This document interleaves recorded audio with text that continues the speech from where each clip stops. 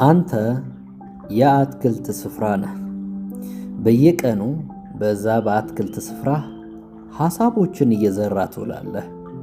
የምትዘራው ሐሳብ ደግሞ አንተ በለመድከው ሕይወት ነው። ክፋትን ከለመድክ ክፋትን እየዘራ ትውላለህ።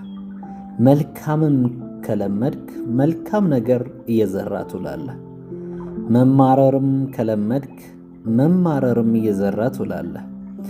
ማመስገንም ከለመድክ ማመስገንም እየዘራ ትውላለህ።